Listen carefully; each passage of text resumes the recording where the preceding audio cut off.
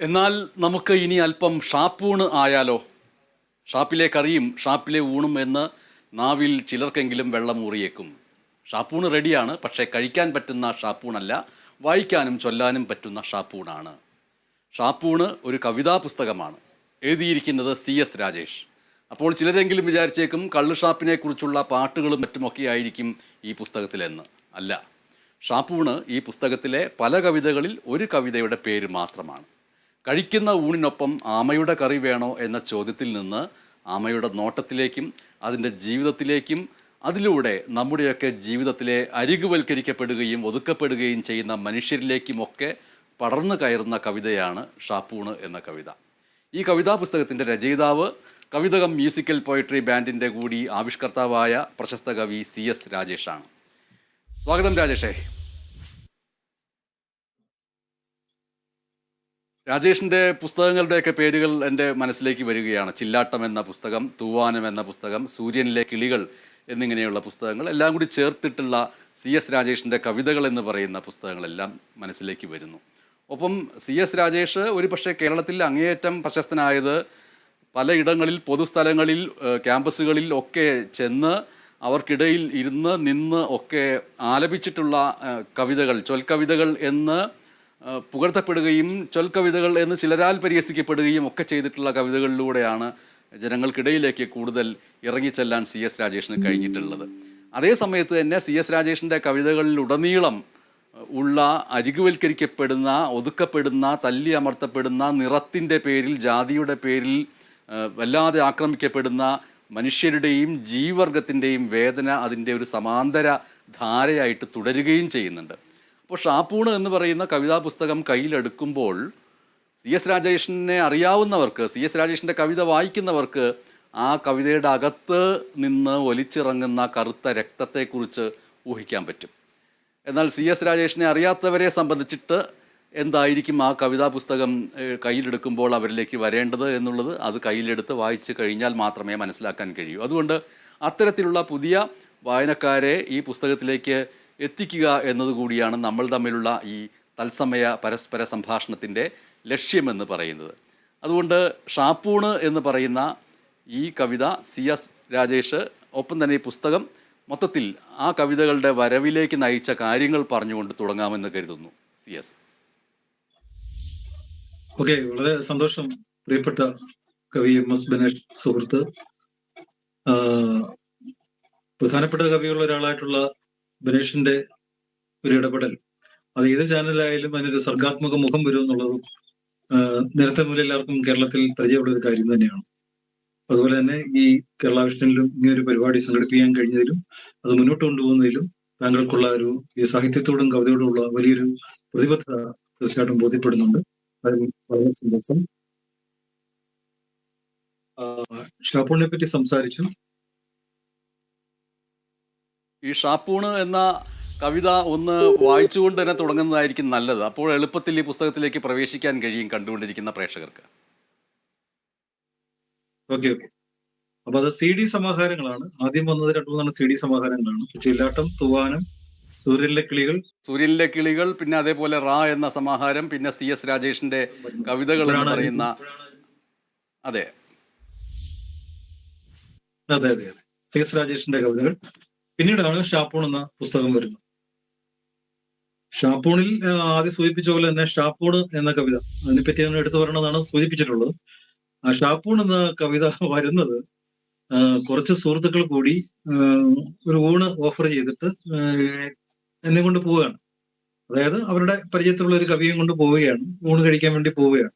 അപ്പൊ അങ്ങനെ ഒരു ഷാപ്പ് കണ്ടെത്തി, പ്രധാനപ്പെട്ട ഒരു ഷാപ്പ് കണ്ടെത്തി, ആലപ്പുഴ ജില്ലയിലെ പ്രധാനപ്പെട്ട ഒരു ഷാപ്പ് കണ്ടെത്തി ആ ഷാപ്പിലേക്കാണ് എത്തുന്നത്. അപ്പൊ അവിടെ ചെന്ന് കഴിഞ്ഞിട്ടുള്ള വിശേഷങ്ങളാണ് ഈ ഷാപ്പൂണ് എന്ന കവിത കിട്ടുന്നത്. ആ കവിത ഒന്ന് വായിക്കാമോ? തീർച്ചയായിട്ടും, നമുക്ക് ആ കവിതയിലൂടെ തുടങ്ങാം. ആ കവിത ഷാപ്പൂണ് എന്ന കവിത. 6 പേർക്കൊപ്പം ഒരു ഷാപ്പിലെത്തുന്നു. ആമയാണ് അവിടുത്തെ രഹസ്യ സ്പെഷ്യാലിറ്റി. 7 ആമക്കറിയെന്ന് ഓർഡർ പോകുന്നു. എനിക്ക് ആമ വേണ്ടെന്ന് മടിയോടെ പറയുന്നു. ഒന്നു കുറഞ്ഞെന്ന് ആ സപ്ലയർ അറിയുന്നു. ഒരു പ്ലേറ്റ് മീൻപീര പകരം ചോദിക്കുന്നു. പെട്ടെന്ന് ആ സംഘത്തിന് ഉത്സാഹം ചോരുന്നു. ഇത്രയ്ക്ക് ദൂരം താണ്ടിയത് എനിക്കായിട്ടാണെന്ന്. അത്രയ്ക്ക് രുചികരം അവിടുത്തെ ആമക്കറി. ആമയെ ഒരു നാളും ഭക്ഷണ വിഭവമായി കാണുവാൻ കഴിയില്ലെന്ന പരിമിതി സൂചിപ്പിച്ചു. അതിന്റെ നോട്ടം നോക്ക്, വിരണ്ടുള്ള പോക്ക് നോക്ക്, കഴുത്തിലെ മൊട്ടത്തല ഉൾവലിയും ഭയം കാണും. ഒറ്റ ഒരു മനുഷ്യന്റെ വെപ്രാളം ഉള്ളിലോർക്ക്. ആമയോട് എനിക്കെന്നും സഹോദര സ്നേഹം മാത്രം. ആമയോട് എനിക്കെന്നും സഹോദര സ്നേഹം മാത്രം. പിന്നെങ്ങനെ അതിനെ തിന്നും എന്ന് ഞാൻ ചിരിക്കുന്നു. പിന്നെങ്ങനെ അതിനെ തിന്നും എന്ന് ഞാൻ ചിരിക്കുന്നു. കവിയെ കൂട്ടിയതിപ്പോൾ മണ്ടത്തരമായെന്ന മട്ടിൽ അവരെല്ലാം തമ്മിൽ നോക്കി അന്തം വിട്ടിരിക്കുന്നു. എങ്കിൽ എനിക്കും വേണ്ട പെട്ടെന്ന് അതിലൊരാൾ, പിന്നാലെ വേറൊരാൾ, മൂന്നാമൻ, നാലാമൻ. ചുരുക്കത്തിൽ പൂരാ ക്യാൻസൽ. സപ്ലയറെ വിളിച്ചുടൻ പറഞ്ഞു സംഘത്തലവൻ കൂട്ടച്ചിരിക്കിടയിൽ. തൽക്കാലം കൊല്ലാതവർ വിട്ടിട്ടുണ്ടായിടും മാമേ, തൽക്കാലം കൊല്ലാതവർ വിട്ടിട്ടുണ്ടായിടും മാമേ. ഈ നിമിഷത്തിൽ നിനക്കേഴാണ് സഹോദരം, ഈ നിമിഷത്തിൽ നിനക്കേഴാണ് സഹോദരം. അങ്ങനെ ഷാപ്പൂണ് തന്ന കവിതയാണ് ഈ ആമയുടെ ഈ കവിത. ഇതാണ് പുസ്തകത്തിന്റെ പേരായിട്ട് മാറിയിട്ടുള്ളത്. CS രാജേഷ്, ഈ ഷാപ്പൂൺ എന്ന കവിതയിൽ ആമ എന്ന ജീവിയുടെ ഇറച്ചി തയ്യാറാക്കപ്പെട്ടിട്ടുള്ള ആ ഇടത്ത് അത് വേണ്ട എന്ന് പറയുമ്പോൾ അതിന് പല കാരണങ്ങളിലൊന്നായിട്ട് പറയുന്നത് അതിൻ്റെ മുഖത്തേക്ക് നോക്കുമ്പോൾ തോറ്റ ഒരു മനുഷ്യൻ്റെ വെപ്രാളം കാണ് എന്നാണ് പറയുന്നത്. അത് തോറ്റ ഒരു മനുഷ്യൻ്റെ മാത്രമല്ല, തോറ്റ എക്കാലത്തെയും മനുഷ്യരുടെ വെപ്രാളത്തിൻ്റെ മുഖങ്ങളാണ്. വാസ്തവത്തിൽ CS രാജേഷിൻ്റെ കവിതയും തോറ്റ മനുഷ്യരുടെ വെപ്രാളങ്ങൾ എന്ന് വേണമെങ്കിൽ വിശേഷിപ്പിക്കാം. ആ വെപ്രാളം മാത്രമാക്കി മാറ്റാതെ അതിനെ പ്രതിഷേധവും പ്രതിരോധവും സമരവും ഒക്കെ ആക്കി മാറ്റിയിട്ടുണ്ട് CS രാജേഷ് പല ഘട്ടങ്ങളിൽ പല കവിതകളിലൂടെയും. അതുകൊണ്ടാണ് സമര കവിത സ എന്നതിന് ശേഷം സമം എന്ന് എഴുതിയിട്ട്, അല്ലെങ്കിൽ സമ എന്ന് എഴുതിയിട്ട് അതിനകത്തൊരു സമരം ഒളിഞ്ഞിരിക്കുന്നു, സമരസപ്പെടാതിരിക്കുക എന്നുള്ളത് വരുന്നു. ആ രീതിയിൽ തെരുവുകളിൽ ഹൈക്കോടതിയുടെ മുമ്പിലൊക്കെ പോയിട്ട് ഓരോരോ പ്രത്യേക വിഷയങ്ങളെക്കുറിച്ച് കവിതകൾ ചൊല്ലിയും വായിച്ചുമൊക്കെ മറ്റ് കവികളെ കൂട്ടിക്കൊണ്ട് പ്രതിഷേധ കൂട്ടായ്മകൾ നടത്തിയിട്ടുള്ള വ്യക്തിത്വമാണ് CS രാജേഷ് എന്ന് പറയുന്നത്. അപ്പോൾ ഒരുപക്ഷെ എന്നെ സംബന്ധിച്ചിട്ട് CS രാജേഷിൻ്റെ ഈ ഷാപ്പൂണ് എന്ന കവിതാ പുസ്തകം വായിച്ചപ്പോൾ തോന്നിയിട്ടുള്ളത് കവിതയുടെയും ഗാനത്തിൻ്റെയും ഒക്കെ പകുതി താഴ്ത്തി കെട്ടിയിട്ടുള്ള പതാകകൾ പോലെയാണ് പലപ്പോഴും CS രാജേഷിൻ്റെ കവിതകൾ എന്നാണ്. നമ്മൾക്ക് കാരണങ്ങളുള്ള ദുഃഖങ്ങളുണ്ട്, അകാരണമായ ദുഃഖങ്ങളുണ്ട്. പക്ഷേ CS രാജേഷിൻ്റെ കവിതകളിൽ കാരണങ്ങളുള്ള നിരവധി ദുഃഖങ്ങളും പ്രതിഷേധങ്ങളും കൊണ്ട് എപ്പോഴും CS രാജേഷിൻ്റെ കവിതയുടെ രാജ്യത്ത് പതാക എപ്പോഴും പകുതി താഴ്ത്തി കെട്ടിയിരിക്കുകയാണ് എന്ന് തോന്നപ്പെടുന്നതാണ്. അതിലേക്ക് നയിക്കപ്പെടുന്ന നിരവധി കവിതകളുണ്ട്. ഇപ്പം നിർണാം സാബ് എന്ന് പറയുന്ന കവിത, അതടക്കമുള്ള കവിതകൾ, അങ്ങനെയുള്ള കുറച്ച് ചെറിയ ചെറിയ കവിതകൾ വായിക്കുകയാണെങ്കിൽ പ്രേക്ഷകർക്ക് ഒന്നുകൂടി ഈ കവിതയിലേക്ക് എളുപ്പത്തിൽ എത്തിച്ചേരാൻ കഴിയും. CS രാജേഷ് തീർച്ചയായിട്ടും ചില ചെറിയ കവിതകൾ നമുക്ക് ചേർത്ത് വായിക്കാം. അതിലിപ്പോ വിനേഷ് സൂചിപ്പിച്ച നിർണാം സാബ് ആദ്യം വായിക്കാം. നിർണാം സാബ് കിട്ടുന്നത്, നിർണാം സാബ് ഇടക്കാലത്ത് ഞാൻ ബോംബെയിൽ ഒരു വർഷത്തോളം ജോലി ചെയ്തിരുന്നു. 1999-2000 വർഷങ്ങളിൽ. ആ സമയത്ത് ബോംബെ ജീവിതത്തിൽ നിന്ന് കിട്ടിയ ഒരു കവിതയാണ് നിർണാം സാബ്. അതൊന്ന് വായിക്കാം.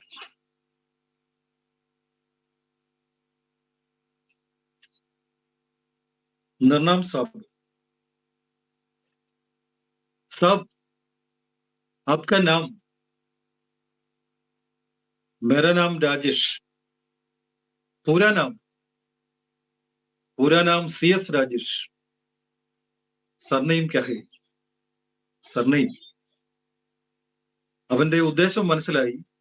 പക്ഷെ ചെന്നതല്ലേയുള്ളൂ ബോംബെയിൽ. കാര്യം പറയാനുള്ള ഹിന്ദി ആയിട്ടില്ല. ചോദ്യം പിടികിട്ടിയില്ലെന്ന ചിന്തയിൽ ആ പഞ്ചപാവത്താൻ വിശദമാക്കുന്നു. देखो साहब, मेरा नाम रमेश, पूरा नाम VBR चौधरी, मतलब चौधरी मेरा सरनेम, मतलब कास्ट नेम. ഞാൻ ഹിന്ദിയിൽ തലയാട്ടിടുന്നു. ഇതനാ ബോൽ ആപ്കാ സർനെയിം ക്യാ ഹൈ. ആദ്യകാലങ്ങളിൽ ജന്മനാടായ നിരണം പേരൊപ്പം ചേർത്തിരുന്നു ഞാൻ. അപ്പോഴതോർത്തൊരു തമാശ പറഞ്ഞു. പുരനാം CS രാജേഷ് നിരണം. നിർണാം ആപ് കേരളവാല ഹേ? കേരളവാല ഹേ. കേരളവാല പുര നായർ ഹേ. ഞാൻ ഹിന്ദിയിൽ പിന്നെയും തലയാട്ടിടുന്നു. നിർണാം നായർ കാ ഊപ്പർ ഓർ നീച്ചെ. താഴ്ന്നതിന് ചുമ്മാ. ഊപ്പർ ഊപ്പർ ബഹുത്ത് ഊപ്പർ. അച്ഛാ അച്ഛാ കൽ മിൽത്തെ ഹേ സാബ്. അന്നു മുതൽ ആ സൈറ്റിലുണ്ടായിരുന്ന 2 മാസവും ഗേറ്റ് കടക്കുമ്പോൾ സെക്യൂരിറ്റി ഓഫീസ് തിണ്ണയിൽ നിന്നൊരു വർദ്ധിത ബഹുമാനം എത്തും. നിർണാം സാബ് ഗുഡ് മോർണിംഗ്. നിർണാം സാബ് ഗുഡ് ഈവനിങ്. അന്ന് പിടികിട്ടി ജാതിവാലെങ്ങും അമിത സുഖമുള്ള ഏർപ്പാട് തന്നെ. വെറുതെയല്ല കൂട്ടുകാർ പലരും നാട് വിടുമ്പോഴേ അത് ധരിക്കുന്നു. അങ്ങനെയാണ് നിർണാം സാബ് എന്നൊക്കെ. നാട് വിടുമ്പോഴേ അത് ധരിക്കുന്നത്. ഇത് നമ്മൾ സംസാരിച്ചു കൊണ്ടിരിക്കുമ്പോൾ തന്നെയാണ് പത്തനംതിട്ടയിൽ കല്യാണം കഴിഞ്ഞ് കല്യാണ പരിപാടിക്ക് പോയിട്ട് ബസ്സിറങ്ങി നിൽക്കുകയായിരുന്ന സ്ത്രീകളടക്കമുള്ള ഒരു വിഭാഗത്തിന് നേരെ പ്രഥമ ദൃഷ്ട്യാ കുറ്റവാളികൾ എന്ന പോലീസിൻ്റെ ഭാഷ്യത്തിൻ്റെ അടിസ്ഥാനത്തിൽ അവരെ തല്ലുകയും ആട്ടി ഓടിക്കുകയും ചെയ്തിട്ടുള്ളത്. അതിൻ്റെ പിറകിൽ എന്താണ് എന്നാണ് ഷാപ്പൂണ് എന്ന കവിതാ പുസ്തകം എഴുതിയ കവി എന്നുള്ളതിലേക്ക് പറയാനുള്ളത്. അത് ഇന്ത്യയുടെ ഒരു നോട്ടത്തിന്റെ ഒരു പ്രശ്നമാണെന്നാണ് പ്രിയപ്പെട്ട ബനേഷ് എനിക്ക് തോന്നിയിട്ടുള്ളത്. എപ്പോഴും ഇന്ത്യയുടെ ഒരു നോട്ടത്തിന്, ഇന്ത്യയുടെ ഒരു ഹൃദയം എല്ലാവരിലും പ്രവർത്തിക്കുന്നുണ്ട്. ആ നോട്ടത്തിന് കുറ്റവാളികൾക്ക് ചില രൂപങ്ങളും നിറങ്ങളും ഒക്കെ. ലോകവ്യാപകമായിട്ട് കുറ്റവാളിയുടെ നിറം ബ്ലാക്ക് ആണെന്നുള്ള രീതിയിൽ ഉണ്ട്. അതൊരു ലോക രാഷ്ട്രീയമാണ്. അപ്പൊ ഇന്ത്യയിൽ അത് ഈ ബ്ലാക്ക് മാത്രമല്ല, ബ്ലാക്കും കാസ്റ്റും കൂടി ചേരുന്ന ഒരു ഇരട്ടി പ്രഹരമാണ് അത്തരത്തിൽ ജനിച്ചു പോകുന്ന മനുഷ്യർക്ക്. ഈ അടിത്തട്ട് സമൂഹങ്ങളിലോ അല്ലെങ്കിൽ നിറമില്ലാത്ത അവർണ നിറത്തോടു കൂടിയോ അഥവാ കറുത്ത നിറത്തോടു കൂടിയോ ജനിക്കുന്നവർക്ക് അങ്ങനെ ഇരട്ടി പ്രഹരം കിട്ടാറുണ്ട്. ഇപ്പൊ ഇവിടെയും സംഭവിച്ചത് അങ്ങനെയാണെന്നാണ് എന്റെ സൂക്ഷ്മമായ ഒരു വായന. കല്യാണം കഴിഞ്ഞ് വരുന്ന വളരെ വൃത്തിയും വെടുപ്പോടും കൂടി വരുന്ന സ്ത്രീകളടങ്ങുന്ന ഒരു സംഘം ദീർഘമായ യാത്രക്കിടയ്ക്ക് അവർ നടുന്നു നോർക്കാൻ വേണ്ടി ഇറങ്ങി നിന്നാണ്. അവിടെയാണ് ഈ ഓടി വന്ന പോലീസുകാർക്ക് പ്രതികളെ തപ്പി വന്നവരായിരിക്കാം, ഒരു ബാറിൽ എന്തോ പ്രശ്നം ഉണ്ടായിട്ട് വന്നവരാണ്, അതറിഞ്ഞിട്ട് വന്നവരാണ്. പക്ഷെ അവർക്ക് ഇങ്ങനെ ഒരു സംഘത്തെ റോഡ് സൈഡിൽ കാണുമ്പോൾ ഇവരാണ് ആ പ്രശ്നകാരികൾ എന്നുള്ളൊരു പെട്ടെന്നൊരു മുൻവിധിയിലേക്ക് എത്തുന്നത് കൊണ്ടാണ് അവർക്ക് ഇങ്ങനെ പ്രതികരിക്കേണ്ടി വരുന്നത്. വ്യക്തിപരമായിട്ട് അവരാരും ചെയ്യുന്ന ഒരു കുറ്റമായിട്ട് നമ്മൾ ഇതിനെ കാണുന്നില്ല. ഇതിന്റെയും കുറ്റം ഈ രാഷ്ട്രത്തിന്റെ മനസ്ഥിതിക്കാണെന്നും ആ മനസ്സിന്റെ രാഷ്ട്രീയ സ്ഥിതിക്കാണെന്നാണ് നമ്മൾ മനസ്സിലാക്കുന്നത് അവരുടെ എഴുത്തുകാർ. അതെ, ജാതിയാൽ ഒതുക്കപ്പെടുന്ന മനുഷ്യരെ കുറിച്ചിട്ടുള്ള കവിതകളുടെ കാലം കഴിഞ്ഞു. ആ കവിതകൾ ആരെക്കുറിച്ചാണോ അവർ ജീവിത പുരോഗതിയൊക്കെ നേടിക്കഴിഞ്ഞു. അതുകൊണ്ട് ജാതി രാഷ്ട്രീയത്തെക്കുറിച്ചും അതിൻ്റെ വ്യഥകളെക്കുറിച്ചും പറയുന്ന കവിതകൾക്കൊന്നും ഇനി പ്രസക്തിയില്ല എന്ന് സമകാലിക കവിതയിലെ ചില കവികൾ പറയുന്നതിനിടയിലാണ് ഇത്തരം സംഭവങ്ങൾ ഉണ്ടാകുന്നതും. അതിൻ്റെ മുമ്പിലാണ് CS രാജേഷിൻ്റെ ഷാപ്പൂണ് പോലുള്ള കവിതകളും നിർണാം സാബ് പോലുള്ള കവിതകളും ഒക്കെ നമ്മുടെ മുമ്പിലേക്ക് വരുന്നത്. അപ്പോൾ അതിൽ വലിയ പ്രതിരോധത്തിൻ്റെയും പ്രതിഷേധത്തിൻ്റെയും ഒക്കെ കറുത്ത രക്തത്തിൻ്റെ ഒരു ഇറ്റുവീഴലും തെറിക്കലുമൊക്കെ അതിലുണ്ട്. ഇതിന് സമാന്തരമായിട്ട് തന്നെ CS രാജേഷിൻ്റെ കവിതയിൽ ഈ പ്രണയവും മറ്റു കാര്യങ്ങളും സമരത്തോടൊപ്പം ചേരുന്ന രീതിയിലുള്ള ജീവിതത്തിൻ്റെ പ്രതിഷേധത്തിൻ്റെയും പ്രതിരോധത്തിൻ്റെയും ഭാഗമായിട്ട് പ്രണയത്തെ മാറ്റിയെടുക്കുന്നത് പോലെയുള്ള കവിതകളുണ്ട്. അത് ചൊല്ലുന്ന രീതിയിലുള്ള കവിതകളുമാണ്. അത്തരം കവിതകളിലേക്കാണ് നമ്മൾക്ക് വരേണ്ടത്, ഈ പുസ്തകത്തിലുള്ള കവിതകളും ഒക്കെ.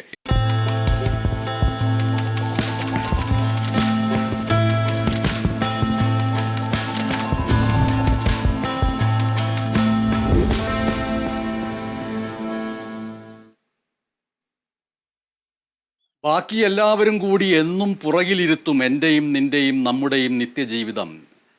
ഒരർത്ഥത്തിൽ എപ്പോഴും പിറകിലേക്ക് മാറ്റിയിരുത്തപ്പെടുന്ന സമൂഹത്തിൻ്റെ അതിലൊരു വിഭാഗത്തിൻ്റെ ആവിഷ്കാരമാണ് പലപ്പോഴും CS രാജേഷിൻ്റെ കവിതകൾ. നമ്മൾ CS രാജേഷിൻ്റെ ഷാപ്പൂണ് എന്ന കവിതാ പുസ്തകവും ഒപ്പം തത്സമയം നമ്മോടൊപ്പം കവിയും തുടരുന്നു. നീ പോകെ എന്ന കവിത, അതടക്കമുള്ള കവിതകൾ ഒരർത്ഥത്തിൽ ജനകീയമായിട്ട് കവിതയെ കൊണ്ടുവരുന്നതിന് സഹായിച്ചിട്ടുണ്ട്. അങ്ങനെ ജനകീയമായിട്ട് കവിത വായിച്ചു വന്നവർ ഇത്തരത്തിൽ പരുക്കനായ മറ്റ് കവിതകൾ കൂടി, രാഷ്ട്രീയ ശക്തിയുള്ള ഗദ്യത്തിൻ്റെ രൂപത്തിലുള്ള കവിതകളിലേക്ക് കൂടി അവർക്ക് പ്രവേശിക്കുകയായിട്ടുമുണ്ട്. CS രാജേഷിൻ്റെ ചൊൽ കവിതകൾ. നീ പോകെ എന്ന കവിത ആണ് ഇനി വായിക്കാൻ പോകുന്നത്, അല്ലേ? അതെ അതെ, നീ പോകെ എന്ന കവിത. അതൊരു അടുത്ത സമയത്ത് എഴുതിയൊരു പ്രണയ കവിതയാണ്. നീ പോകെ, നീ പോകെ,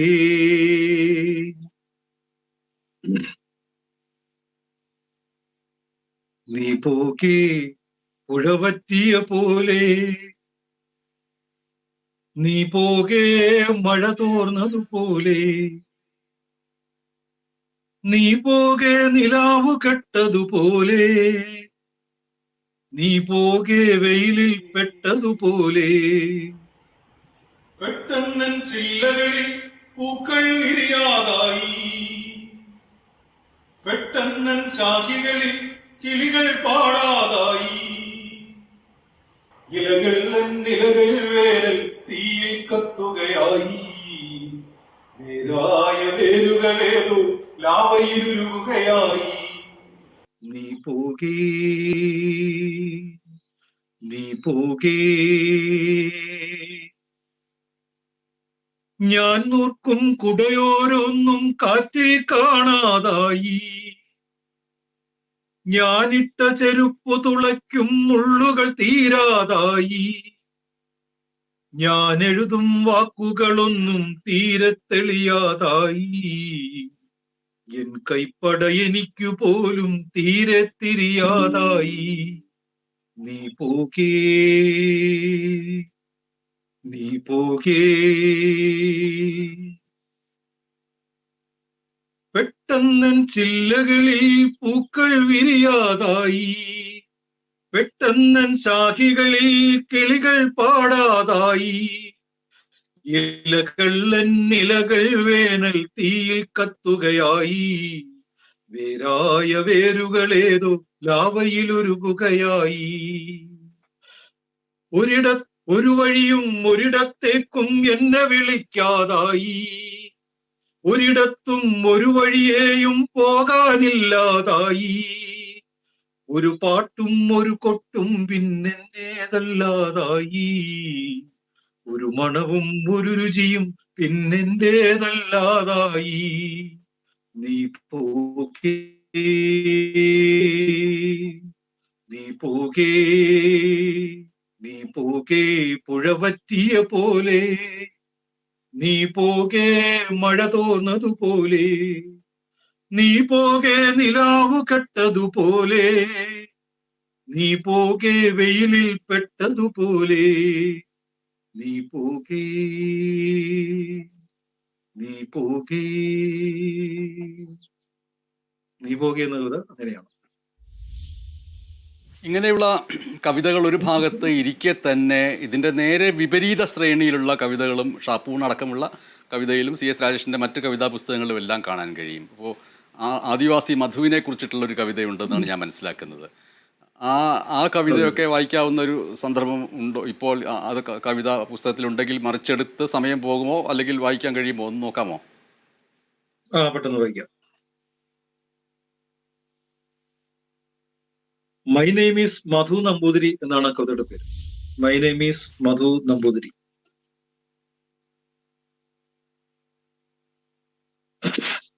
ഗുഹയിൽ നിന്ന് പിടിച്ചിറക്കിയവർ പേര് ചോദിക്കുമ്പോൾ മധു നമ്പൂതിരി എന്നങ്ങ് പറഞ്ഞാൽ പോരായിരുന്നോ മധു? നിന്റെ രോമത്തിൽ പോലും തൊടുമായിരുന്നോ പിന്നൊരുത്തനെങ്കിലും? നീ ഇനി ആനയെ മുട്ടിച്ചാൽ പോലും. നിന്റെ മരണകാരണം വിശപ്പോ മോഷണമോ അല്ല, ജാതിയാണ്, ജാതി മാത്രമാണ്. പോസ്റ്റ്മോർട്ടം റിപ്പോർട്ടിൽ അത് എഴുതി വെക്കാൻ വ്യവസ്ഥയില്ലാഞ്ഞിട്ടാണ്. അത്രേ ഉള്ളൂ. മൈ നെയിം ഈസ് മധു നമ്പൂതിരി.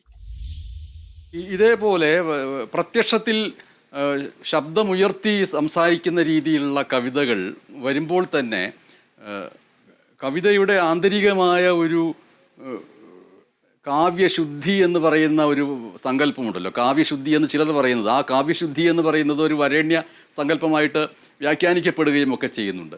അപ്പോൾ ഉച്ചത്തിൽ പറയുക, അല്ലെങ്കിൽ നേരെ ഒന്നും മറച്ചു വെക്കാനില്ലാതെ പറയുക, ഒരു ധ്വനിയെല്ലാം കൊടുത്ത് പറയേണ്ടതിനെ മറച്ചു വെച്ച് വേണമെങ്കിൽ ഊഹിച്ചെടുത്തോളൂ എന്ന് തോന്നിപ്പിക്കുന്ന രീതിയിലുള്ള കവിത എഴുത്തല്ല വേണ്ടത് എന്നുള്ള ഒരു ചിന്ത CS രാജേഷിനുണ്ടോ?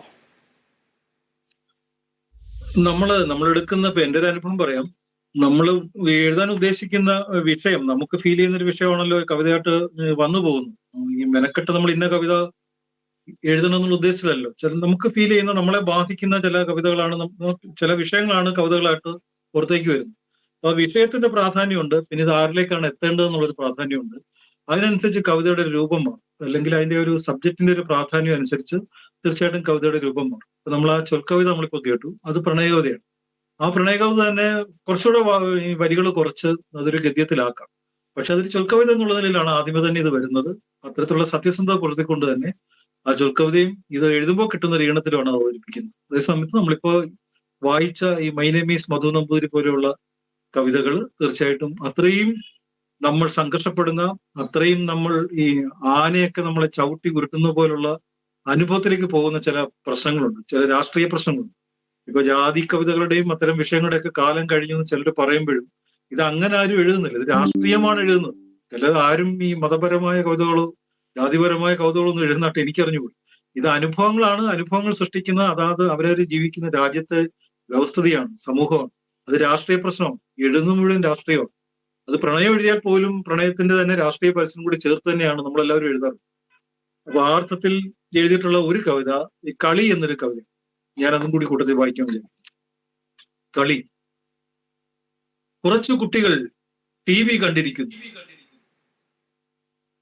പതിവ് മാട്രിമോണിയൽ പരസ്യമപ്പോൾ വരുന്നു. ഇനി മാട്രിമോണി പന്തയം കളിച്ചാലോ എന്ന് അതിലൊരാൾ. അടുത്ത മാട്രിമോണി വരുന്നവർ ജയിക്കും, അത് വരാത്തവർ തോറ്റു തൊപ്പിയിടും.